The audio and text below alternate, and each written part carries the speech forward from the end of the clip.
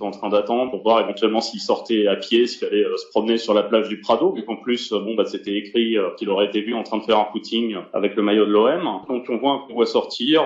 Si le président et sa compagne étaient dedans, je pourrais pas vous le dire. Et là, donc, on se fait repérer par le service de sécurité du président de la République. Bon, il nous arrête, il procède à un contrôle d'identité, c'est normal. On reste à peu près 2 heures et demie au commissariat, mais tout rentre dans l'ordre. Ensuite, donc on repart, et là, dans la soirée, la dépêche tombe que le président est en vacances à Marseille. Là-dessus, on se dit, ça va peut-être changer, on va y retourner quand même le lendemain. Le président sera peut-être un peu plus ouvert à communiquer sur ses vacances. Et donc, le lendemain, en arrivant, je reconnais l'officier de sécurité qui m'avait arrêté la veille, et je prends l'initiative d'aller parler à l'officier de sécurité, et tout de suite, donc, il m'envoie bouler.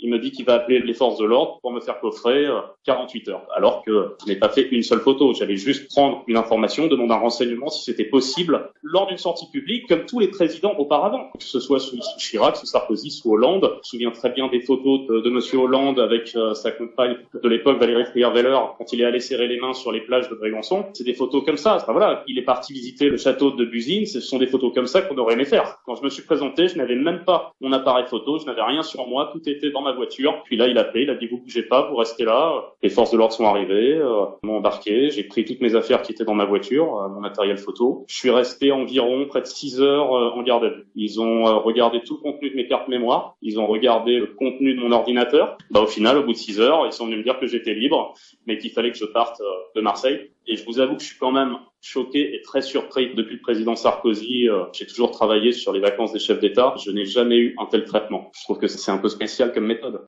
Est-ce que c'est beau, la photographie, les souvenirs sur papier glacé.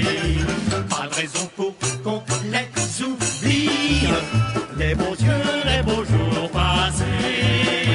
Est-ce que c'est beau, la photographie, le soleil qu'on fait prisonnier.